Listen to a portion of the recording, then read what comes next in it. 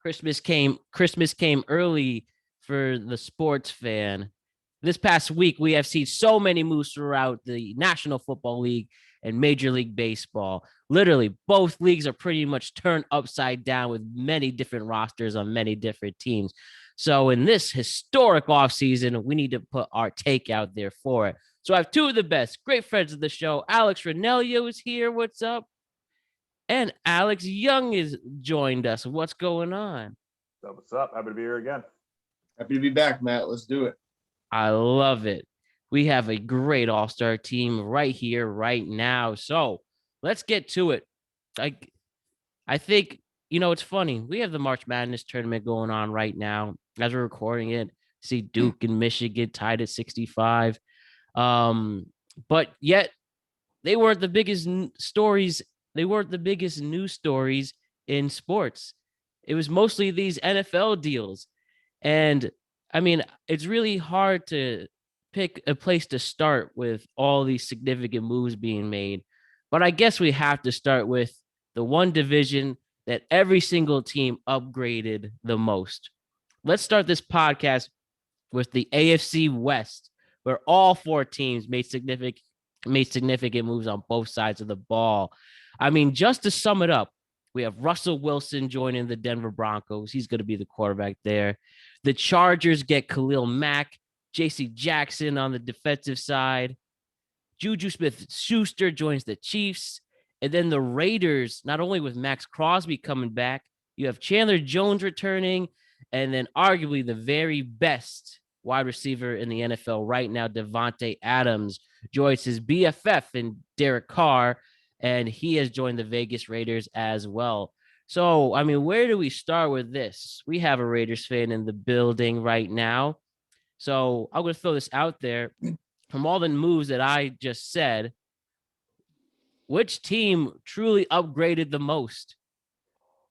I'll throw it to the Raiders fan, who I'm sure has a lot of fanfare to express. Do you think your team has improved the most, or do you see it more objectively? You could pick one of the other three teams. Yeah, I always side on the defensive objectivism. I would love to say that my team won the upgrade battle this offseason, but it's hard to tell yet. I think a lot of it's speculation. A lot of it's big names, huge acquisitions, but we're not sure where the players are in their career. I mean, Chandler Jones, he's been in the league for a long time. Tyrann Mathieu's been in the league for a long time. Davante's still in his prime, so that's probably the biggest lock of all these new acquisitions, as well as Russell Wilson. But we don't know how much Khalil Mack has in the tank left. He's been in decline the past 2-3 years. It's hard for me to go that we won in the division, but it clearly shows that the AFC West is not only the toughest division by far, supplanting the NFC West of last year, but it almost feels like a nuclear arms race. It feels like it's going to be 30-plus point games, shootouts for everybody across the board. So I think every team was kind of responding to one another in real time, and only time will tell how much the acquisitions will increase their win total this year. Excellent points. I think that's one thing that is so exciting when a deal happens. It's that first attraction. You fall in love with what's on paper, but then you have to actually experience what's going to happen. And sometimes it works, sometimes it doesn't. But Mr. A. Young, how do you feel about the AFC West? It's going to be crazy this year, I think, the AFC West. But I think it all started with the move of Russell Wilson, right? Once he came into the AFC West, you look at all the four quarterbacks. They're all Pro Bowl caliber MVP candidates from top to bottom, right? So it's just, now it's like, how are you going to combat this? Because it wasn't just, you got to go against Mahomes, you got to go against Justin Herbert, you got to go against Derek Carr. Now you're adding Russell Wilson to the equation that you have to make twice a year. So it's just crazy how all these teams are, like we saw the Chargers, get some pieces on defense, right? They know they have their guy, their offense is clicking. They gave Mike Williams, their wide receiver, a big extension. They just need a defense because they have to figure out, playing these guys twice a year, how they're going to stop every single quarterback, because every single quarterback, like I said, is a Pro Bowler or an MVP candidate, right? So it's just going to be wild shootouts. Like I said, big back and forth. These teams are gearing up on defense because you really need both sides of the ball. The Chiefs can't just be an offensive-driven team this year because who they're playing, right? So it's really interesting to see. I can't really pick a team that's made the biggest improvement because all these teams have made incredible adjustments on what this big news was of Wilson going to Denver. And like Alex said, I think we have to see how these teams are either in preseason a little bit and how these guys gel. I know preseason is a little bit tough because you don't really see a lot of reps. But once like week 1, week 2, week 3 comes along, then we can kind of start seeing what these teams are. So I can't really pick a team that's made a significant move because all 4 teams, like you listed, Matt, have made significant moves on both sides of the ball. So it's very, very tough to pick like the Raiders won or whatever because there's so much talent in the AFC West that happened in this offseason. I think there's a great chance that the AFC Championship will have an AFC West team in it. And you got to look at the predisposition of these teams too. Like everyone was kind of vying for playoff spots until about week 16, week 17. So it's really hard to measure those upgrades in addition to the results of last season. But it's kind of funny to watch because I kind of, cynically characterize it as a nuclear arms race when you look at the weaponry on offense and defense of all these teams, fighting against each other in the offseason. But it almost feels like almost like divorced, jilted lovers because it's like, okay, Khalil Mack goes to the Chargers. He was like our best player in the past 15 years outside. And then you got Tyrann Mathieu leaving the Chiefs, going to the Raiders. And then you got Davante reuniting with Derek Carr from Fresno State. And then, you just got all this blood going back and forth. It's like, this is going to be wild. Can't ask for anything more. And again, that's why NFL is key to have these matchups. And this will be truly a case of may the best man win, or the best men in this case with the AFC West. Now let's talk some quarterbacks. First, we'll talk about the old guys in the room. 2 guys announced this past week that they are returning to their respective teams. You guess who I'm talking about. Aaron Rodgers and Tom Brady, the last ones of a generation, with Ben Roethlisberger retiring this season now. So, may I say, do you guys we'll start with Brady on this one. Were you guys like, oh, not again? That great meme from Breaking Bad. He can't keep getting away with this. Were you guys annoyed to see Tom Brady come back for a 23rd season at the age of 43? Or are you happy? We still need some more Tom Brady left. We need to he needs to literally play until he can't walk again. And hopefully that doesn't happen. But are you excited to see Brady back, or are you like, enough is enough? Yeah, I'm excited to see him back because I felt like he still had more years left. And I know I talked with you, Matt, and I know I talked to a lot of my friends and everything. I think the media is saying that he had like 3 or 4 years left. As crazy as that sounds, he got to him. And he kind of, I think, and I know it was only 2-month retirement, but I think he kind of was just thinking like, man, it's like, I still have the weapons are still there. This team is still built. It's like I added Julio Jones too. Level. Yeah, like it's just like I could still do something here, and I feel like that's what it was. It wasn't like we saw him over the hump like Ben Roethlisberger, right? We knew this was kind of like his last year. He was kind of out of gas, and maybe one last run, but it didn't happen. We all felt like, wow, when he announced his time, we're like, he still has some time. So I was one of the guys like, oh man, not again. I respect Brady so much. And it's great to have him here. I think he just wanted one last run, and I think if the Bucs do win the title, I think that's it. I think he just wanted to see if he could get back there the way he's played. So I'm not joking that he's back. I think it's going to be interesting to see how he measures up. Especially with all these NFC teams gearing up. The not expecting him to be back, but now he's back. So it's going to be a little bit more of a challenge for him. But I'm excited to see him back. Yeah, I mean, I couldn't agree more. I think that he had so much unfinished business. I think when you lose to what ultimately became the Super Bowl champions, I think that leaves a competitive sour taste in his mouth. I think that definitely drove him as he sat idly for 2 months at home. I think that it's kind of ironic because they're probably the only 2 like legit top tier quarterbacks still remaining in the NFC. I mean, you could definitely stratify it once you get to Dak and other quarterbacks in the NFC, but it's really not a lot of competition. So Brady may have been reassessing the field and the field of play and competition, saying, hey, things are wide open. They've never been this wide open. And I saw Aaron Rodgers' shortcomings last season. And now with the Davante trade, I think he's just kind of salivating a bit, saying that this is probably the easiest path I may have for the remainder of my career. So it would be stupid not to come back to the game. And, just for the monetary purposes of it, like, this guy spent multiple millions of dollars on his body. It's like you want to squeeze every ounce of juice out of that fruit. So I think a lot of that was driving his decision as well. It'll be interesting to play out because I feel like the field of play is deeply, deeply suppressed in the NFC. So I think it's really a toss-up when you start looking at division winners and losers this coming season. Definitely. And also, transition that with Aaron Rodgers as well, that as we just talked about how the AFC is going to be a real battle, you have a better chance to represent an NFC in the Super Bowl in Vegas this upcoming February if things work into place with Aaron Rodgers. And, the move was made 4 more seasons. That also was speculated that Davante wouldn't be there anyways. That cryptic last dance post, I guess, wound up being true after all. And I guess now we'll see what the Packers do in the draft. They haven't really signed a big name yet as we record this show. Do they really trust in Valdez-Scantling or guys like that, Save Brown? Do you think ultimately, though, that Aaron Rodgers will win a Super Bowl in this last contract? Just a blunt question like that. Yes or no? Is he winning a Super Bowl? And hell no. Hell no from Ranniello. I don't think so. Wow. Yeah, it's just, especially after the Davante Adams move, I just don't understand what the Packers are doing anymore.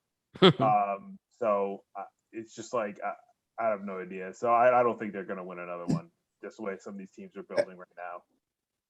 I don't mean to play devil's advocate because I think that both sides are to blame with the Aaron Rodgers and Green Bay Packers separation over the past few years, just in terms of miscommunication. I think they're probably assessing Davante's career trajectory and understanding that he's not going to sign on for a short-term deal, that they're going to have to lock him up for multiple years. And the organization's ultimately going to take the brunt of that in the last year of that contract.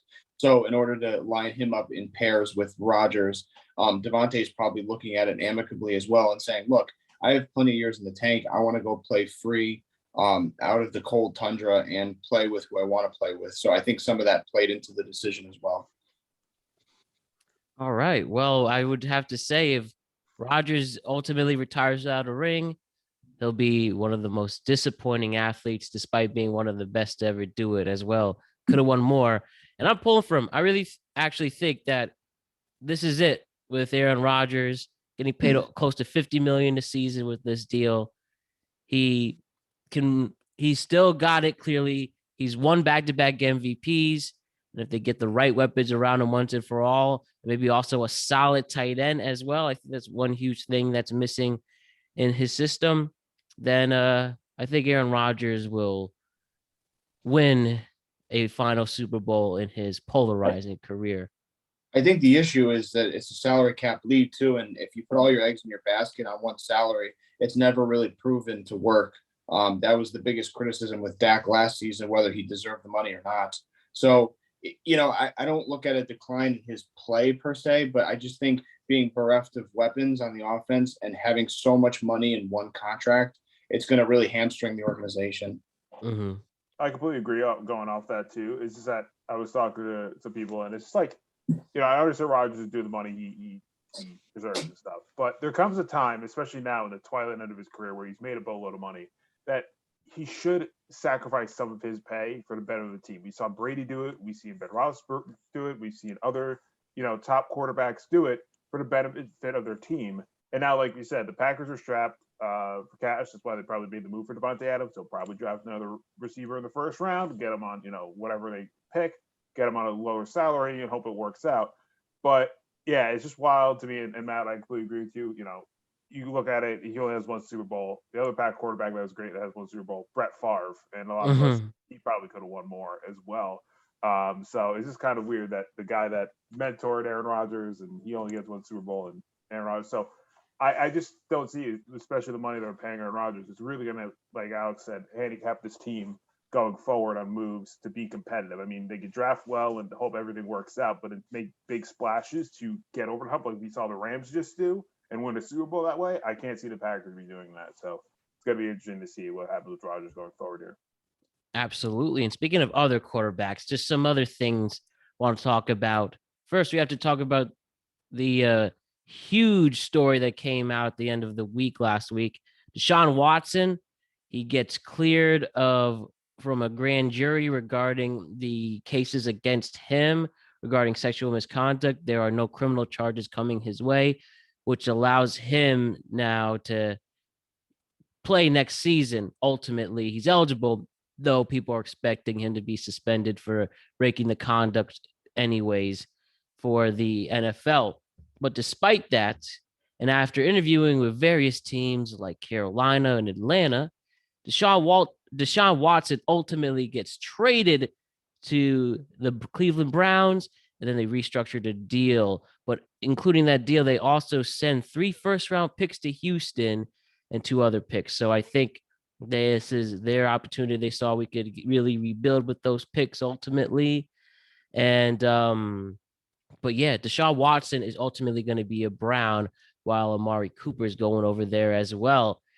Assuming there is a suspension, maybe 4 to 6 games. Then after that, do you think that this Browns team can still make a deep playoff run again with what they got? Does he make that team better? Yeah, I mean, I think he does. Obviously, there's other stuff going on with Deshaun Watson. We're not going to dive into all that, but he still has 20 plus civil cases against him. So we see what happens with that. And supposedly recently off him that some of the defendants, his attorneys, they said the Browns didn't contact him about anything like that. That's all stories that we're hearing as of this recording. But it's interesting to see the Browns make this move. This is something that we don't really see the Browns do. They have a talented roster. They obviously have Baker Mayfield. Now that's the question mark. Where is he going to go? And they were successful with him, but he was injured this year, and now people said let's move on. So to get Watson was just definitely an upgrade. To get Amari Cooper as well, to have that duo start. I think, depending on how many games Watson gets, I think the Browns can hang on and then make a run. I don't see them making a deep run this year because of what X amount of games he's going to get suspended for. They don't really have a great backup quarterback situation. Don't think they're going to keep Baker to be their backup quarterback. I don't see them making a deep player from this year, but I think this move was something that they can see over the next few years, the next 5, the big extension he got. This is what happens. We'll see what happens this year, but from year 2 to the end of your contract, we want this to happen. And I think the Browns could be a steady contender out of the AFC going forward after this season. And if you were a Browns fan, would you want that? Would you be okay with waiting that long? I mean, they've been waiting forever. Finally made the playoffs a couple years ago, but that's a cursed fan. But if you were a Browns fan, would you be okay with this? I think so. You get a top 5. At the end of the day, when healthy, you get a top 10, if not top 5 quarterback in the league. You know that going forward, you most likely would be successful. You have one more blip on the radar that allows you to get, they traded the draft pick. So you get maybe one more blip on the radar. They could be a wild card team. We don't know. Like I said, we have to see what happens here. But it also depends on what the Browns fans' feelings towards Deshaun Watson, if they're going to be accepting of him coming to the organization. That's another issue. Well, we've seen with some of these fans in that situation. But I think if you're, just optically not thinking of what's happening, if you're just saying I'm getting Deshaun Watson the quarterback and not everything else that's going on right now, I think you could wait another year to be successful. I think Cleveland could wait, and they know their future is bright, right? They know they have their guy locked in for sure over these next few seasons at least. So I can't see them being upset about getting a guy as young as Deshaun Watson, as good as Deshaun Watson is as a quarterback. I think they can wait another year if that's the case. Who knows? But like I said, they could be a wild card team. They could go on a run without him, and then he just comes in. They go on a big winning streak. So anything can happen in football. So we just have to wait and see on this one. Yeah, totally, completely agree. This kind of feels like the classic gap year that people take in college between high school. I think it's like the organization kind of coming out with the stance like, fans, we've demonstrated that we can be competent as an organization. We're going to take a year to get everything back in place and successfully kind of pivot into the future and, exhaust all our options and weigh all our options and make the right decisions for the long term. You guys have been patient. We appreciate it. That seems like the messaging from the marketing perspective with all these acquisitions and the trade. So I like the move. I mean, there's no dispute that he can't play. He's going to be tremendous when he comes back. He may be a little rusty the first 4 weeks of the season, but despite all that, I like the move a lot. I think it's the reason I characterize it as, the classic gap year is because Cincinnati's not going anywhere. And even though the Ravens are pivoting and they're kind of scrambling to fill out the roster, they're still going to be, vying for that second spot in the division. And with the AFC West loaded and the Bills staying where they are, it just seems like the AFC is just so tremendously top heavy as is. I think this is going to be a great year to reboot this offense, get Deshaun assimilated, and see where they are in terms of the power rankings for the following season. You know what was funny about this deal? After Baker Mayfield, noticed that somebody was flirting with another team, he's ready to throw in the towel, wrote that premature message out on Twitter saying goodbye and he's done stuff. And after that, the Browns said, no, we're not going to trade you. You're our guy. And then 24 hours later, they signed Deshaun Watson. And Baker, I guess, was ultimately right not right, but he was onto something when he sent that message. And it just shows there's no loyalty when it comes to these deals. It's business at the end of the day. And who could really feel safe? Isn't that a funny thing wasn't that a funny thing to notice? They just completely went a 360 on that. Yeah, and it felt like Deshaun wasn't going to go to Cleveland because I remember he met with him, he left, and it didn't look like way. And then 24 hours later, we all woke up and it was like he got traded, and we're all like, wait, he didn't say I don't know. And then we saw the Baker stuff, and it was just so confusing. And then, like you said, Matt, it was just Cleveland was like, yeah, Baker, we're staying with you. And then Deshaun's like, hey, I actually want to come to Cleveland. And they're like, oh, yeah, no problem. All right, sorry, Baker. We're just going to trade this guy, give him a massive extension. We'll figure out what we do with you. It was just so weird over the span of 24 hours that it's like, we're not trading Baker. We're not trading Baker. Deshaun Watson wants to come here? Yeah, screw you, Baker. Yeah, let's do it. It was just a very, very weird thing that happened. It shows that everybody has a price. And ultimately, any team could get any player they want if they're willing to throw the cash at them. Hands down. And besides that, where do we see Baker Mayfield going? With teams available like the Saints, the Colts, Seattle, Houston, though I was surprised you'd think if they would make that deal, he'd be a part of that trade ultimately on top of the picks, but he wasn't. Do we see Baker going to any of these teams? Or I should say, where do we see him going on one of these teams? Or will he be the backup if they want to be that cruel, which I don't expect? And he requested the trade. Alex, I'll let you lead off with this one if you want. You want to dive in on this one? So, Matt, you cut out a little bit towards the end. What was the question again? Where do you expect to see Baker Mayfield go? Oh, I mean, since he's on it, he's open for a short-term contract. I see any of the bottom feeder teams signing him, honestly. That's not disrespect to Baker. I just think circumstantially, in the best interest of those organizations, he's probably the best fit contractually. I don't think he's going to be – I think his fit, his value in his mind is going to be beyond a backup. So I think all the backup spots are off the table. So I'm looking at it's really hard to say. I mean, there's not a lot of teams that need quarterbacks in the first place, Uh, I don't know. Maybe Houston. Do a little trade, a little switch up. I expect him to go to Indy. Carson Wentz was traded to Washington. I think that's a good system set for him. That team just ultimately collapsed in their final 3 games of the season that cost them.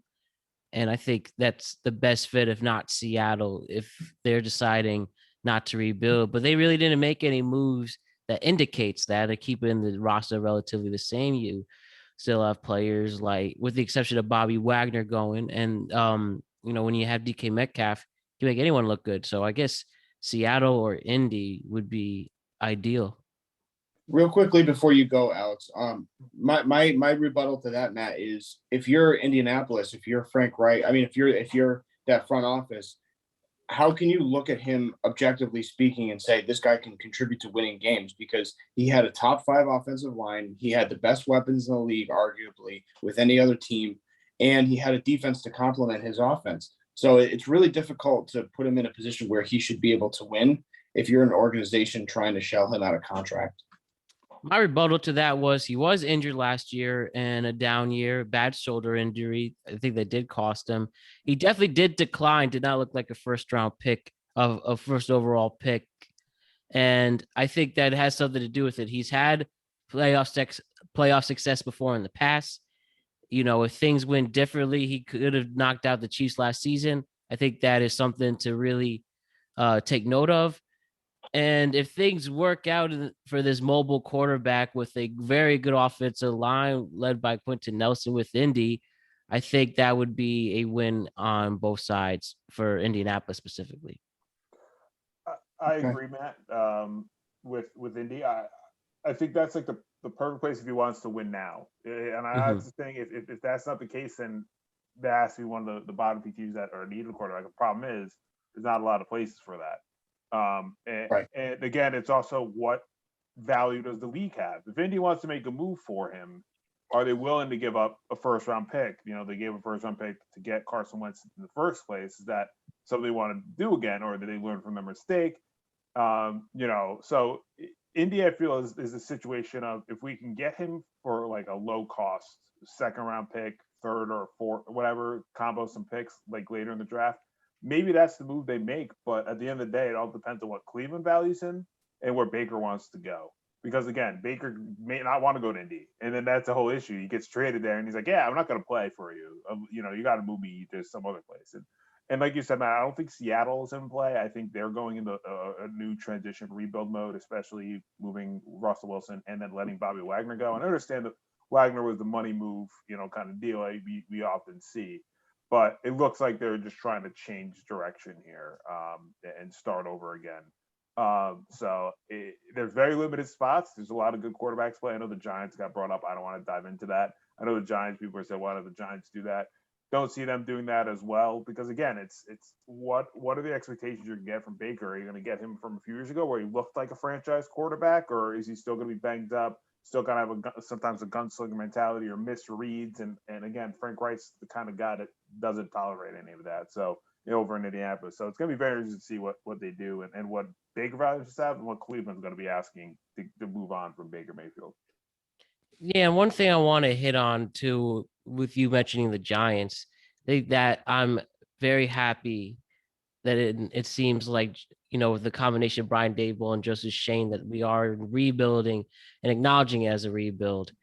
And, adding offensive linemen like John Feliciano from the Bills, Mark Lewinsky from the Colts, those are big, important moves. We're going to have a quarterback battle, it seems, with Daniel Jones and Tyrod Taylor after him getting signed, restructuring a lot of the deals like Sterling Shepard taking a massive pay cut. Blake Martinez took a pay cut. I think it's time to oddly relax in the sense that we can at least take our time with this. Are you excited for these moves? Are you ready to finally at least acknowledge a rebuild, Alex, as the other Giant fan in the room? Yeah, for sure I am. I mean, I'm happy that we're getting the GM like that we've needed, if that makes sense. with Gettleman being kind of the brash, I'm not going to do this, that, and we're going to get hog mollies, and then he never lives that on that promise of building this offensive line, right? We never had a sustainable offensive line for a while now. Shane came in, he's like, I'm not going to make these big moves. Same with Dable, we're going to build this team and make the parts that are important, hit things that are important. Salary cap being the huge issue. Dave Gettleman left us in the salary cap hell. We're still dealing with his repercussions of that, and Shane is trying to figure out how he can do that. Is that moving James Bradbury and some deals and getting some of these vets gone and all this stuff? So he has a lot of work. But for what we've seen, it looks like there's promise here, right? Like making moves on the offensive line. Low cost guys, but can have high impact. Like smart moves like that. I'm finally fine being rebuilt. I'm finally fine with everyone has to calm down with this whole we got to make a move for Russell Wilson and we got to make a move, for Baker and all this stuff. That sounds Deshaun Watson, and that sounds great. But me and you, Matt, we've talked, off air before. It's like the Giants are not going to win. So why are these quarterbacks going to come here and be in the same situation? If Russell Wilson came here, he's running for his damn life. If Baker Mayfield comes here, he's running for his damn life. You're not going to win right now. So the fact that Shane comes in and Dable as well says we're going to build this team from the ground up, but we're going to be smart about it. I'm not just going to fly draft picks away and do all this stuff. It shows up there's promise here in this next few years with Joe Shane behind and leading the way, and we got to see what he does with the draft. But from what I'm seeing right now, it's all the moves we want him to see. Get offensive line depth, get some extra weapon depth. I know tight end's a big question mark when you dive into some of that, but there's things here that we're finally realizing that we're getting a GM that understands this team is not great. And we got to work from the ground up. And with this new head coach, that hopefully there's promise here to get a few wins and hopefully more than 4 or whatever we've gotten. But build a team smart. Build a team like we saw with the Bills. They started off slow. They built this team now. And now they're a contender in the AFC every single year. So, it's just like we have to, I know use the old 76er moniker, trust the process, but that's what we really have to do. And this is like the move that we're seeing now. It looks like it's promising and I'm excited. And I know it sucks that we're going to rebuild and we're probably going to suck a few more years, but, there's things here that can work. And, them giving Daniel Jones one more year. And if not, okay, we get our quarterback. It's a very quarterback heavy draft next draft. Boom, we maybe land our guy next year's draft. But right now, let's be smart. See what we got, build this team up, and go from there. So, I'm ready to go. I'm ready to watch this team and see where it goes. But I think the future is definitely bright with this duo here. Yeah, nothing really showed that the Giants are close to a playoff team, and like you said, that's why we are playing it. Oh, that's why we're now playing a game where we have to refresh everything. So. Just some other general things. And, also just the last thing with the tight end position, Kyle Rudolph was cut. Evan Ingram's to Jacksonville. Again, that position is clearly open. We did sign from the Raiders. I can't remember his name, but let me say that. I wish I could tell you. I don't know off the top of my head. Yeah, Ricky Seals-Jones was signed from Washington. Yes, he was signed. Only had 2 touchdowns on 30 catches for 271 yards. One of them was an incredible touchdown against the Giants, if I'm not mistaken. One of them was like the heartbreaker. I'm pretty sure it was like a jumping catch. I have to look and see and fact check that, but I'm pretty sure that was one of his touchdowns. It was like an insane one. So we'll see what he has in the tank for the Giants. Yes, and again, that's, I think, another thing that the draft will be a focus on, and hopefully we hit it big in like the 2nd or 3rd round for the tight end position. So just other things, just what are other, just to wrap things up with the NFL, some other moves that haven't been mentioned. How do we feel about Jacksonville? Trevor Lawrence now has an established coach, Doug Peterson, as we mentioned, throwing huge money to players like Christian Kirk and Evan Ingram. Do we see Jacksonville playing any better than they did a season ago? Or do we think that they're going to suck again? They're probably going to be bad again. Mm-hmm. They'll be competitive. They'll probably add about 5 or they'll probably be around a 5-6 total win count. But I don't expect them to change my life. Another thing, Cincinnati Bengals. The big weakness for this AFC team that made to the Super Bowl was their offensive line. They added Ogilvy from the Dolphins, Lionel Collins from the Cowboys just a day ago. Are the Bengals more intimidating after adding some weapons to their offensive line? I think so. I think they're going to be another team. I think that division is going to be another exciting one this year. You know, Lamar Jackson coming hopefully be fully healthy this year. Obviously, we know what he can do. You know, Joe Burrow in the season last year, Deshaun Watson, and then we'll see what Mr. Trubisky can do. I mean, the Steelers are the odd team out, but those three, the other 3 teams are going to be battling every single week. So it's going to be interesting to see. But everyone knew their weakness was their offensive line, and they luckily held together against the Rams to an extent. They kept that game close. But them bolstering their offensive line, I think the Bengals are definitely a team to look out for the AFC this year. Oh, yes. I totally hear that. And Von Miller, how about that insane 6-year contract to go to Buffalo, where by the time he's done with it, he'll be 38 years old. Von Miller deserved this contract. Hell no. It was an immediate overreaction. This is the equivalent of the Raiders signing Trent Brown to a multi-year deal after being a stud backup in New England. Completely inflationary value. No, I mean, let's not kid ourselves. Like, last year was an aberration. He was in the perfect spot at the right time in his career. But this was just robbery highway by the Rams. Robbery highway. Yeah. It's just, it's crazy. 33 years old. We've seen Von Miller, obviously, he's kind of on the decline. You give a 6-year deal to a 33-year-old who started the decline in the twilight of his career, as great as Von Miller is, and especially the money they gave him. I understand he won a Super Bowl winning mentality. He's won multiple Super Bowls winning mentality, one of the best defensive players we've ever seen. But I think they're going to regret that contract in probably 2 to 3 years. Just knowing that, just knowing that he's probably going to be in decline. Who knows? He could have a few bounce back years, but 6 years for a 33-year-old defensive lineman is just insane, just absolutely insane. So we'll see. That's what the average fan doesn't understand. I mean, the three of us understand it, but when you have a long contract for an expensive old guy, that's contractual suicide. It's so hard to move. That's why sometimes you have to remember it's a business, and you can't be loyal to certain players who don't provide that. And, that's one of the things that led to the lockout in baseball, these long contracts. And one small thing before we move off on Miller, like, I understand it, like, devil's advocate, like, the Bills needed a pass rusher really badly. And the draft, they're probably looking at it half-heartedly, but they probably made this contract negotiation out of panic and fear.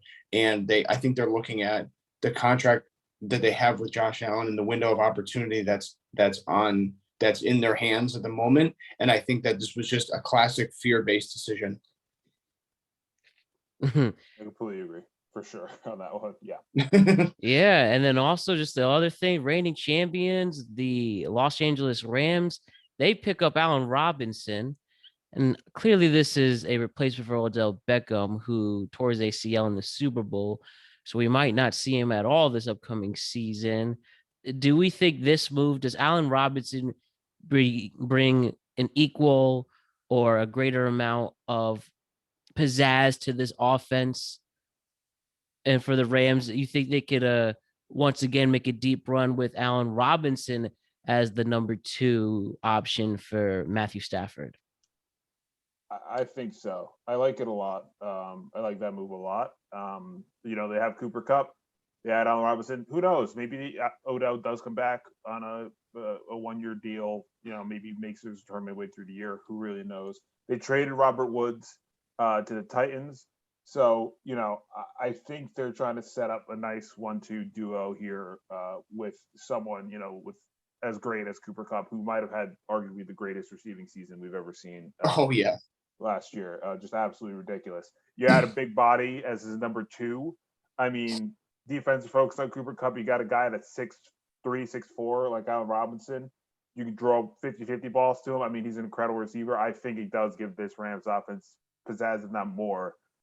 Having 1-2 of those guys, it's got to be interesting to see this upcoming season what they do. But it's gonna be pretty awesome to watch them. Yeah, I think it's a great move. They kind of had to get a big body, high jumping leaper of a receiver, guy that can beat one-on-one coverage on the outside to complement and pair with Cooper Kupp. The reason I'm hesitant to call it a home run of a move, not to conflate sports analogies, but because we don't know how it's hard to quantify his numbers in Chicago because he was playing a contract year. So I'd like to see what they actually get for production out of him now that he's in a secure contract. But with all that being said, it's definitely the smart move for the Rams. Couldn't say it any better, gentlemen. Great thoughts on all things football. Did we miss any? Did I miss any? Pretty much covered the whole realm, right? Yeah, pretty sure we did. Yeah, I think we landed. Carson Wentz went to the commies. Well, yes, that's true. I'll briefly mention Carson Wentz. Is he having his career dying? Did he go to Washington to have his career die? I reckon it was a trade. They really didn't believe in him. They really admit that it's done. Does Carson Wentz deserve this, or is he getting disrespected? He deserved it. He deserves it, clearly. I think so. But I don't see I don't see Washington as a threat with him. Just because I'm like, oh, when they win the Colts, I'm like, oh, maybe you bounce back, Frank Wright. All this. Then those last 3 weeks, I was like, I'm not afraid. Once I saw it, I was like, you go to Washington, whatever. I'm not afraid of him because you never know. He's such a wild card, and I think he kind of deserved it because that team had the playoffs in the bag, and because of his play, they choked and got out. So he kind of deserved it. Yeah, go over there. We don't care what happens. Good luck. Have fun. Yeah, that's pretty much it. So I know Matt can attest to this because I was so pissed. They left me so embarrassed high and dry before last preseason. I had them being the upset team winning 13 games. And as soon as Fitzpatrick went down week 1, I looked like a goddamn fool. So, I mean, yeah, he definitely deserves what he brought to himself. I mean, he's definitely like a turnover machine, and his second resurrection in Indianapolis didn't work out.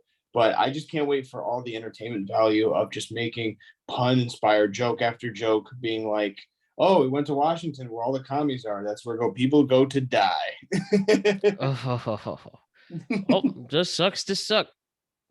And no, in all seriousness, like this is probably his last hope, his last breath. And I do wish him the best because I don't wish any bad on anybody besides people in the AFC West. So more power to him. No doubt about that. So let's switch gears. Talk about baseball. After a very stressful lockout and agony waiting for the players to play, they're playing spring training games again. We're getting a full 162 game season. Major changes starting next season. There's going to be no more shift. A universal DH is going to happen this year. No more no shift next season. Expanded playoffs. A lot of good. And with that, there was a whole offseason that had to take place within 1 week. And I mean, from deals like, Carlos Correa to Minnesota, Trevor Story to Boston, Kris Bryant to the Rockies, lots of things took place. So let's quickly focus on the New York stuff and talk about their whole offseason in general. Alex, this was the offseason, or I should say, a Young for this one. This was the offseason of off seasons as a Mets fan. You added Max Scherzer, Starling Marte in center, Mark Chana in the outfield, Eduardo Escobar, Chris Bassett from Oakland, Stevie Cohen. Uncle Stevie is really treating you well, Alex. Yes. I mean, did he pretty much accomplish everything you wanted to see him accomplish this offseason? Oh, for sure. I mean, there's definitely some little moves. I think we need a lefty arm in the bullpen, maybe a depth piece here and there. But for the core of the team, this is something that we Mets fans have been asking for a while now, especially the last few years, knowing our deficiency in center field. Starling Marte is up there. I know he's a little bit older, but still a great defensive center fielder, has some, contact numbers. Get him. Need another arm? Not expecting us to get Max Scherzer. I was expecting someone, but then all of a sudden it's like Steve Cohen was like, "I'll give you all the money. Come It shows. set this 1-2." Like I said, everyone has a price. Yeah, exactly. Get Scherzer.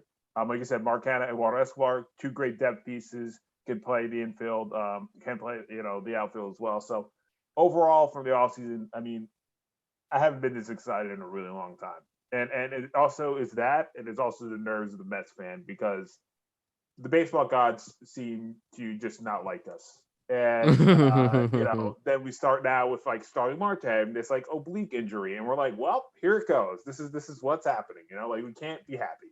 But from the offseason standpoint, I'm for sure pleased with everything that Steve Cohen did and this front office did for this team. I mean, it's everything we wanted, all the depth that we needed, all the pieces that we've been asking for, we've been getting it. So and seeing how all these other teams in our division have reacted, I think the Braves are going to be a team to look out for with what they've added. I think the Phillies probably going to be the worst defensive team in baseball, but adding Kyle Schwarber and Nick Castellanos and potentially making some more moves here, I think they're a team to look out for as well. So as a Mets fan, like I said, I'm super excited for this season. I can't wait to see DeGrom and Scherzer back to back for multiple, weeks this year. It's going to be just so fun to watch. And I think, like I said, I think there's some small moves here, and I know there's still some names to be signed. Like you said, free agency is still going on, and baseball literally just started. So it's definitely going to be interesting to see what with this Mets season. But as a Mets fan, like I said, super pleased with everything that Steve Cohen and this front office has done. And I also have to say quickly, getting Buck Showalter as our manager. I was super pleased with that. That was the guy I wanted. He's a no-nonsense guy. I think with this young team, with a couple of veterans now, I think he's the perfect manager. And he's not an analytics-driven guy. He's a guy that we've known blended the field baseball with analytics. So I think he's a perfect manager for this team going forward. What a time to celebrate Mr. Young with that. And the other baseball team, the Yankees, now a much different offseason. People wanted Correa. I didn't. People wanted Freddie Freeman. People wanted Trevor Story. And none of those guys are in pinstripes. Instead, in definitely the most interesting trade, I think, of the offseason, recency bias aside, or I should say fan bias aside, you had Gary Sanchez and Gio Urshela get traded to Minnesota. And including in that trade is Josh Donaldson, who's going to be our starting third baseman, the 36-year-old former MVP. Isiah Kiner-Falefa. I want to say Falefa, but they're called falafel. A lot of people say falafel. Yeah. Yes, they're calling him IKF. He's going to be the new shortstop. IKF, a contact hitting. He hit over 215 hits last year. An incredible Gold Glove caliber shortstop there. And then Anthony Rizzo, who I'm personally okay with. He was playing awesome until he had COVID when he came to the Yankees after the trade deadline. Another platinum glove winning caliber player, just incredible scooping, doesn't let anything pass him. That really much completes our infield. It looks like Gleyber Torres will get the starting second baseman position. But Alex, the one thing that concerns me, and I think this is just the way the times is, how the Yankees aren't as obsessed with spending so much money to get these players like they used to. Where there were these deals, Freddie Freeman, it just took apparently, I think it was a difference between a year or two to let him on, but people want to stay away from the long-term contract. We really didn't invest in anywhere else, from factors like the Cole contract and the Stanton contract. That's one thing, but it seems like the Yankees don't want to spend like they used to under Hal Steinbrenner. Do you think that's the case? Is it over? As a Yankee fan, for me, I think it is. I do. Having said that, I don't think Cashman is exactly getting the worst stuff out there. He's clearly not being cheap, but he's not, like when the Yankees lost 0-1 World Series, you get Giambi. You lose the 0-3 World Series, you get A-Rod. After such an embarrassing loss in the wild card game, you'd think that, you'd like to see that side of the Yankees one more time, but it wasn't. They just were playing the way they had to play. Do you think that's the case um, in the 2020s? The Yankees are just any other really rich team, but not the rich team. It's tough. Like I said, I felt like, and I'll let Ranniello chime in too on the Yankees and the Mets. It's just that it's like me and you were texting each other after the Donaldson trade, and I was like, I feel like there's something coming here. Like there's definitely a move. Like I feel like there's something else, right? Like maybe they'll go for Freeman, or maybe they'll go Correa, or maybe they'll go Trevor Story. And that never came. And I was just like, Nope. it's weird. And then it's like, okay, you bring Rizzo back, fine. See what he has left in the tank. Okay. But are you going to get an arm? You're going to work on your bullpen. You're going to get maybe some defensive-minded outfielder. It's just like nothing's there. And it's like to run it back with a team that made the wild card doesn't make sense to me. Like you have to make some moves to be better than a wild card team. And, I think the era of the Yankees spending an astronomical amount of money every offseason is gone. But at the same time, I'm like, if you look at Carlos Correa's deal, and I know Yankee fans probably didn't want him there, but it's like he had these opt-outs, right? Like he's getting paid a ton of money by Minnesota, but they can stink, and he can be like, I batted 300 and hit 35 home runs and drove in 100 runs, and I'm going to go get my 10-year, $300 million contract by whatever team wants to pay me that now, right? So it's like they could have done that with a lot of these guys. Not saying they could bring in anyone. I know Trevor Story took a long-term deal, but it's like I think they offered Freddie money, but it's like I guess the Dodgers offered maybe at the last second something more, and maybe he thought I could win in LA more than I could win with the Yankees. Just looking at this roster, it's like the Dodgers roster is loaded, the Yankees roster not as loaded. It's like so it's weird. And I understand that some teams want to move away from spending all this money. We saw the Mets do that for 20 years. And we get Cohen who wants to spend money, but be smart with spending his money to compete. And that's what I would think the Yankees should have been doing, is be smart with their money. It's not like they have to give these guys 10-year deals left and right. It's like, if we can get Freeman for 6 years at this amount, let's do it. And we can get some other pieces that are maybe middle tier veterans to, help us out. So it's just interesting that it's just been such a light offseason for the Yankees. I was expecting one of the big names to be in pinstripes. The fact that none of them are, and one of them is going to a division rival is very weird. And I, as a Yankee fan, I could understand, or you being a Yankee fan or seeing Yankee fans, I can understand why they're frustrated. There is some pieces here that can be good, and you guys could still win 90 to 100 games. I'm not saying you can't, but it's weird that you guys were in play, but then you weren't in play, and then you're just not making any kind of these key moves that I would think getting veteran talent on your team. So, yeah, like I just said, I think the era of them spending a lot of money is gone, or there's something that up their sleeve that we don't know. But they're expecting Soto to hit the market, and that's the guy that they want 2 years from now. Play this game again. Yeah, and kick something down the can. But again, and the last thing is like, you can't kick this team down the can. Giancarlo's not getting any younger, and Aaron Judge is not getting any younger. So you have to be in kind of this win now mode, and the fact that they're not acting like a win now team is just very bizarre of the Yankees right now. That's the only thing I can assume, is that this is going to lead to a huge extension for Aaron Judge. And I mean, me personally, that's my favorite player, and he was one of the few bright spots on the team last year. He's a big deal. We can't win without him, and please use that money to extend him. Now, Alex Ranniello, to get you involved here with this baseball.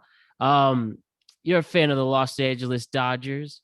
Oh boy, yes I am. After winning the World Series 2 years ago, then falling short last year, seeing Max Scherzer go to Alex's team, I'm sure that was a tough pill to swallow.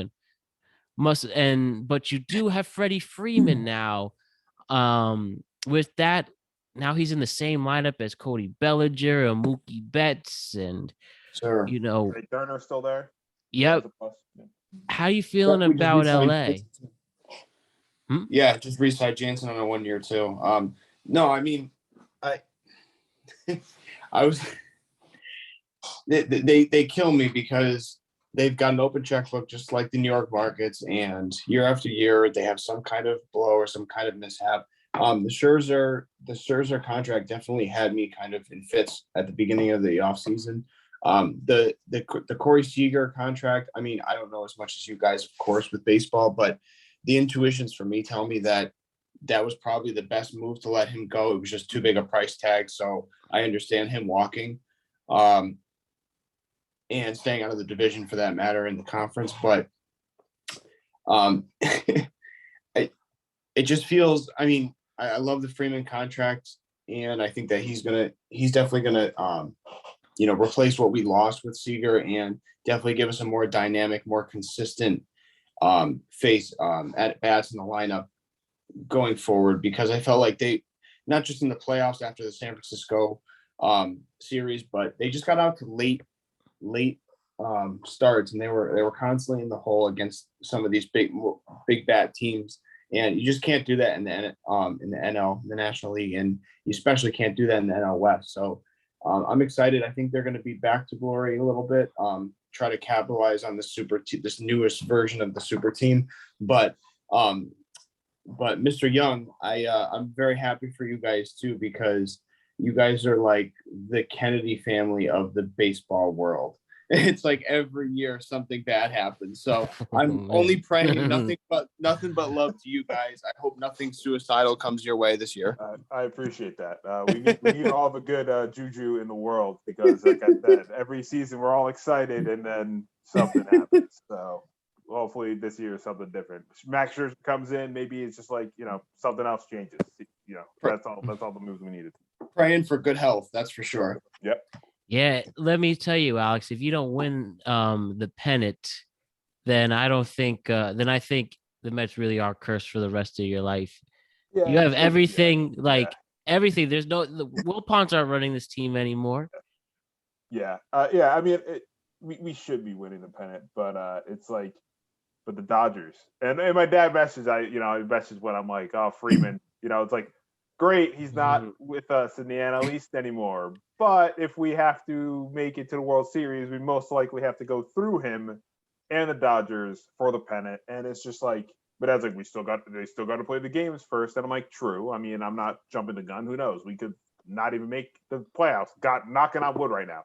But it's just like, that team is going to be so hard to play and face. And I know back in 2015, that team, the Dodgers team that the Mets ended up beating, was also very, very tough. So just adding Freeman and just knowing that he's in the Dodgers and he's just a Met killer is just, it's daunting. But at least I have the little like breath that like, I don't have to really worry about anything meaningful until the playoffs have been dealing with Freddie Freeman again. So we'll see, but yeah, I think this Mets team definitely has to win a pennant or make the World Series over these next few seasons. Otherwise, like you said, the Mets fans are cursed if we have Uncle Steve and we don't make the moves he's made over these next few seasons. Definitely, baseball wants that Dodgers and Mets NLCS, and then obviously I want my team to play the winner of that. So, gotta get that bi-coastal beauty. For the sake to show that baseball's not dead. See, we could get people to watch it. And also, just circling back, Gary Sanchez not being a Yankee anymore. Boy, I've been waiting for this day for 2 years. He was definitely the most talked about Yankee in general. Definitely the most talked about Yankee over the past 5 seasons since the Baby Bombers came up. Started off so hot, but then got into lazy tendencies. People really, really didn't like him, and he's gone. He's gone. It's just like that person you hate. You just like, I just want this person to leave work or class and stuff, and they're finally gone. How about Gary Sanchez specifically? Even though we lost an awesome, scrappy Yankee in Gio Urshela, Gary Sanchez no longer in New York. How about that? Do you think he could actually win he could actually hit in Minnesota now? I think the changing of scenery might work wonders with Gary Sanchez, but at the same time, his inconsistencies could come back to haunt him again. Mm-hmm. I think it's an okay move. It's not a pushing the needle move for Minnesota, But like you said, Gary Sanchez, for some reason, it was like always in the same breath. It was like, if Aaron Judge and Garrett Cole can do this, but if Gary Sanchez can be a consistent hitter, then this team's going to be unstoppable.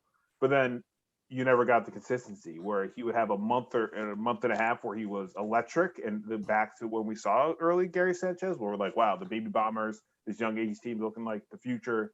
And then he would just bat like 115 in like a month and have like 50 strikeouts, and everyone's like, what the hell is going on here? So I think him leaving the New York market where there was so much pressure on him could benefit him. But since I have no idea what even his work ethic is and anything like that, and the inconsistencies we've seen from him, I have no idea what we're going to see in Minnesota. Like, I think we might see the streaky hitter, or we can see someone again, and this is probably his like last few chances.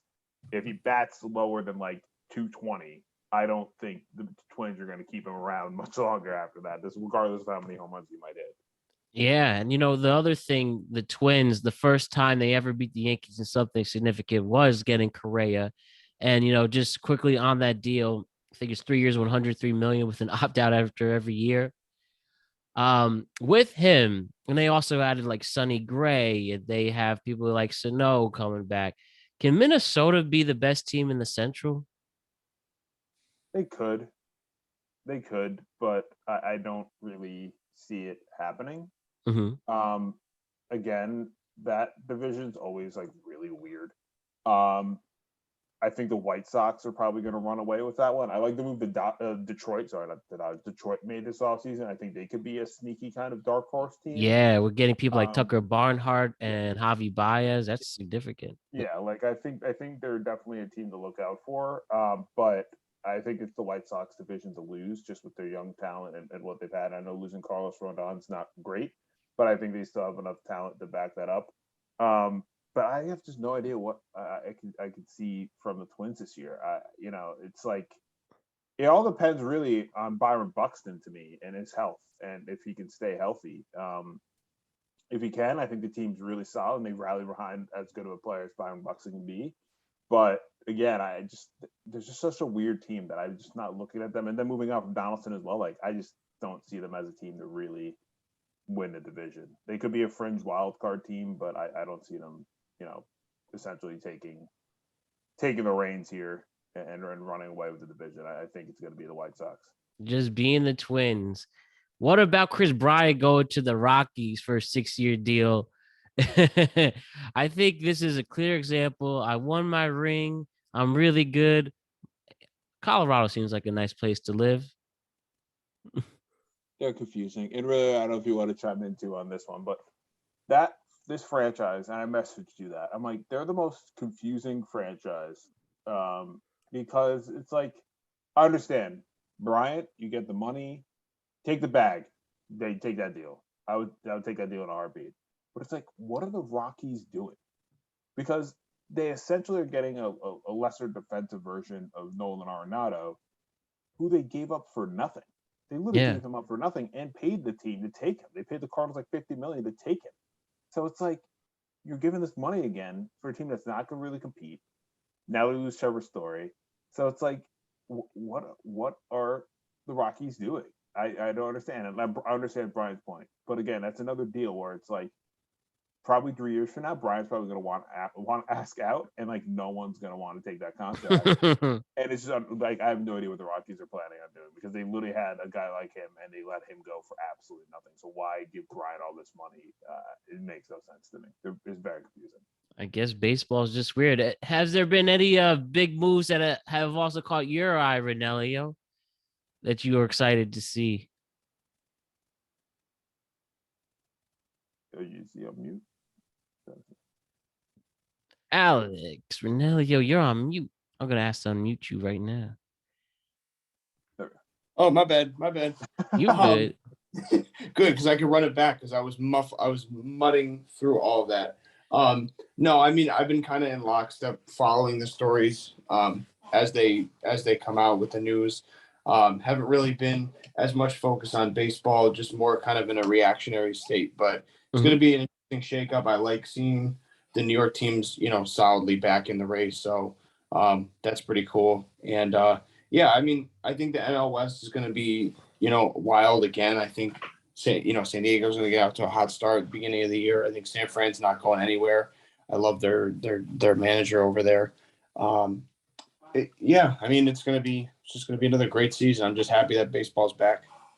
All right, excellent stuff. And also, just one thing to mention, probably one of the more underrated deals. Matt Chapman going to the Blue Jays with that stacked lineup. Yeah. Everyone's waiting for the Blue Jays to go off. Again, they need more pitching besides Ryu and Robbie Ray came and made some big moves this season for them last year, and ultimately coming up short. He did win the Cy Young, but then he goes to Seattle with a Jesse Winkler. I still think the Blue Jays are going to be a good team this year coming up. But is there any other moves that I've missed, Alex, too? I mean, watch out for Texas with Corey Seager and Marcus Semien in that midfield, in the middle of the infield for them. Lots of stuff there. Is there any other moves you're really anticipating? For me, I like Carlos Rodon to San Fran. I think that makes, like Alex said, the NL West a little bit more exciting, especially with a season that we weren't expecting from the Giants last year. Yeah, 100 games. And now he's going there, and I think they're going to be a pretty solid team going forward. And like Alex said, I like their manager. I think Gabe Kapler, I think at first when he was in Philly, he just didn't really know what he was doing. And I think he's a perfect example of like bouncing back and finding the situation that works for him and learning how to be a great MLB manager. And we saw that last year with the run that they had. I think the, Seager and Semien to Texas, I think that's interesting. I don't think they're ready to compete yet, but I think going forward with the prospects they have, I think they're a team to look out for going forward. I really love the Jesse Winker to Seattle move. I think that's a very underrated move. They also get Eugenio Suarez, a guy who's struggled offensively the last few seasons in terms of average, but has the power to be a 30-plus home run guy. And we saw Jesse Winker have an all-star year last year, and I think the Mariners are gearing up. Just missing out on the wild card last year and the move they made, it looks like they want to try to make a run for the postseason, and we haven't seen them in the playoffs for a very long time. Yeah, since 2001. They have one of the longest playoff droughts we've seen in all of sports. So they're gearing up. They're young. They also added Robbie Ray. They also have a lot of interesting prospects. Jerry Kellen, I can see if he can, he had some showing last year, but not as big of a year as people thought. I think him being in his first official season on the pro level, I think that's something to look out for as a player. Obviously, Kyle Lewis, Mitch Haniger, and Jesse Winker. Those are three guys that are going to be exciting to watch. So, and you can probably have Jesse Winker be your DH, and that's a great bat to have. So, I think that's a move that not a lot of people were talking about with Jesse Winker and Eugenio Suarez going to Seattle, but I think Seattle is definitely a team to look out for coming into this season.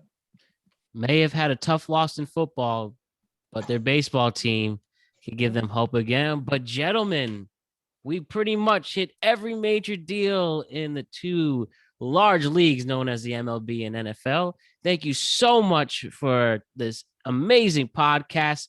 And I'm proud of you guys, and I appreciate you as always. Thank you so much. Alex Ranniello, Alex Young, you guys have a wonderful night. You too, Matt. Thank you again for having us on. It's always exciting to have us three talking sports, the Hartford connection. Yes, sir. Everything. Looking forward to more sports talk going forward. But again, Matt, thank you. And this has been a blast. It's been a lot of fun, guys. Enjoy March Madness. Don't lose any sleep over it. Trust me. I gave up after specifically I knew it was over when Kentucky lost in the first round. Matt Brackett got destroyed. But good thing for St. Peter's, Jersey City. Yes. Jersey guys here, St. Peter's. Keep the run going. Love watching you guys. Yeah. Man, my favorite fact from that. Go ahead. Sorry. I was going to say the basketball team wasn't verified on Twitter till they won. It takes them to get to the Sweet 16. I was screwed as soon as Iowa lost the first night. I'm like, well, might as well just... And that is March Madness for everyone. And then Baylor goes down. I'm like, oh, now we're really done.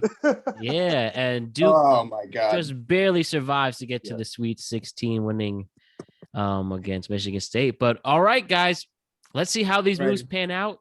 And as we pod throughout the next calendar year, we'll see how accurate we were with this or disaccurate, but most of all, charming. All That's for sure. right, have a great day, guys. You too, man. Peace out, man. See you later.